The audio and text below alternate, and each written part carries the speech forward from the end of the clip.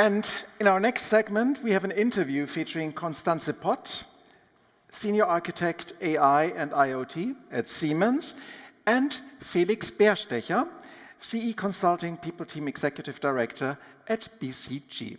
I leave the stage up to you.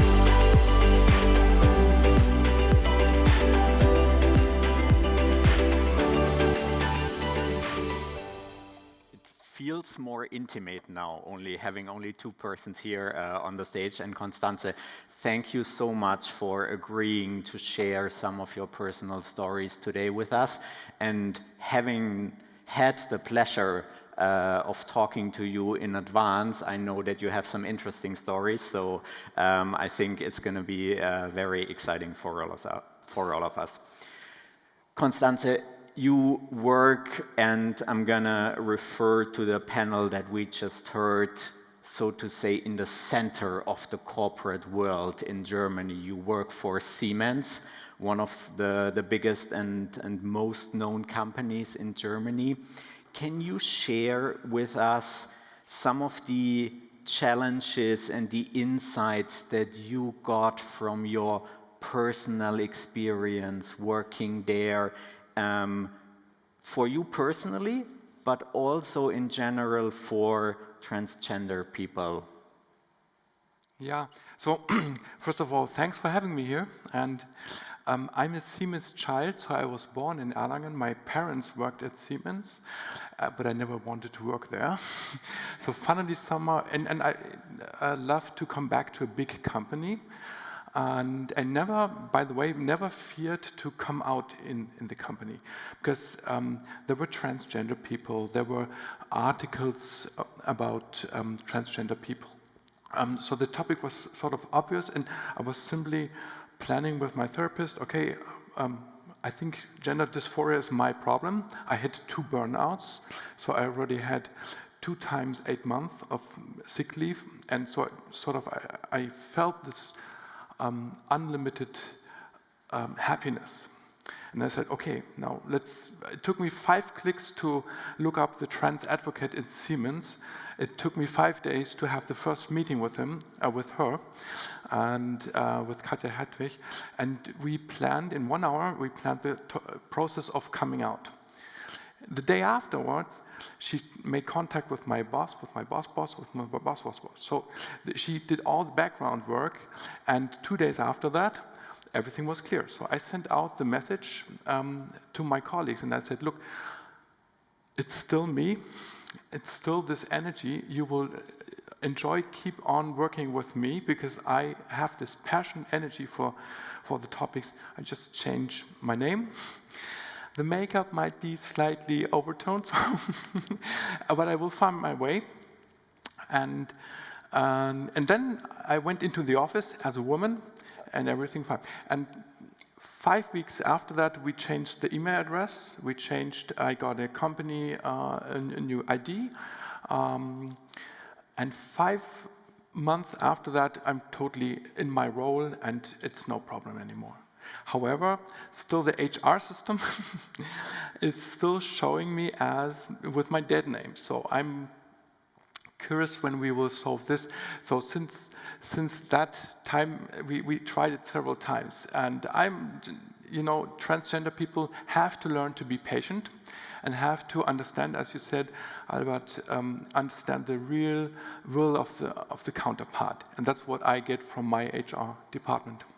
So despite the IT issue, let me call it like this, your experience with HR was a rather positive one. Yeah. At least that's what I hear. We saw the data earlier that HR is rather seen as a critical player. Can you name something that they did really well and something where you say, that would have been nice in a different way? So something we can send out to all the HR people of the corporate world, what they could do better. I think they did all what Albert said. So I had a trans advocate he connected me to the local people from HR and from the diversity network. So I was pulled into the diversity network, into the Workers' Council. So I had multiple layers of networks. And then fifth point, I got a personal girlfriend from Siemens Healthineers, which I'm still in contact. So these all levels through, and we're talking about hormones, we're talking about discrimination, we're talking about processes and so on, and experiences in networks all over. And even now in this round, I'm empowered to coach other people as well. And if you come out in such a public manner like I did with the church and with the television,